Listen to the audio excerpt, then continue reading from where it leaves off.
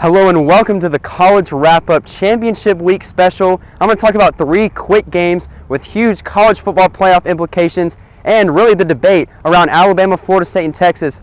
Who should have made the playoff? Roll that intro made by yours truly, Joel Shin.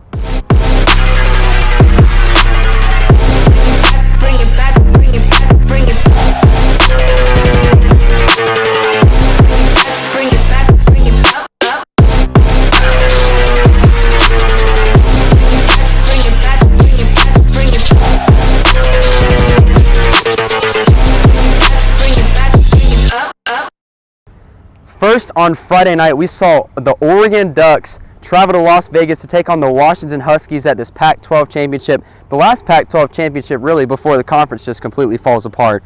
But I want to highlight Bo Nix and Michael Penix Jr., 2 top-level quarterbacks fighting for the Heisman. And Bo Nix had 239 yards with 3 touchdowns and 1 costly interception. Michael Penix Jr. had more yards, but played a little bit worse on the touchdown end. But it was really about Dylan Johnson and this physical O-line for the Huskies, as Dylan Johnson finished with 152 yards and 2 touchdowns, and the Huskies now have the 2 seed in the college football playoff.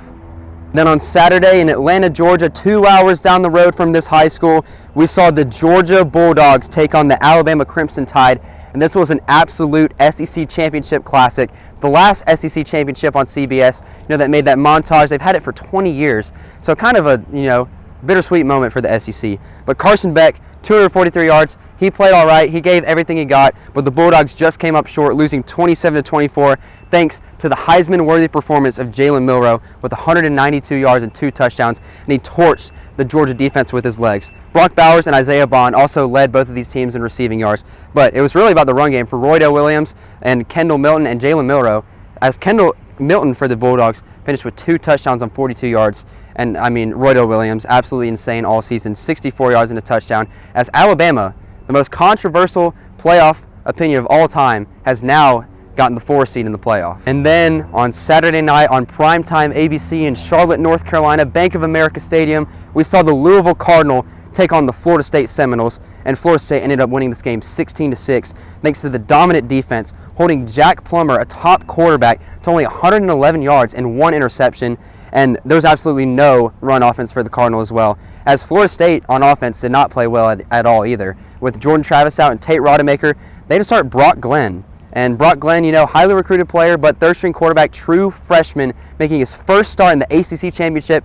He had a bunch of pressure on his shoulders, but he played decent, going 8 for 21 with 55 yards. But it was really about Lawrence Toafili for the Seminoles as they clinched the ACC championship, but they didn't clinch the playoffs, finishing 13-0, the only Power 5 champion of all time in the playoff era not to make the playoffs. A lot of controversy there. Let's talk about it just a little bit, and I'll give you all my opinion.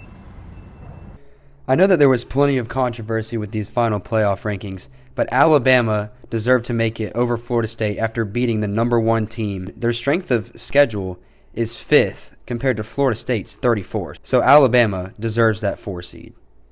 And that's going to do it for Championship Week edition of the College Football Wrap-Up. Thank you to Joel for that intro, and thank you to everybody for watching these past few weeks. And you may think I'm a little bit biased about that playoff take about Alabama, but this sweatshirt, I lost a bet on that Georgia-Bama game. I really thought Georgia was going to go out there and absolutely dominate as the number 1 team and really easily make the playoffs. But that's going to do it for the College Wrap-Up. Thanks for watching, and we'll see you all next time.